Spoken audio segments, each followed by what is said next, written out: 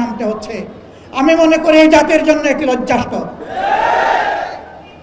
আমরা বারবার দাবি তুলেছি, তাদেরকে স্বীকৃতি দিন, সাংবিধানিক স্বীকৃতি দিন, তাদের প্রতি মর্যাদা দেখা।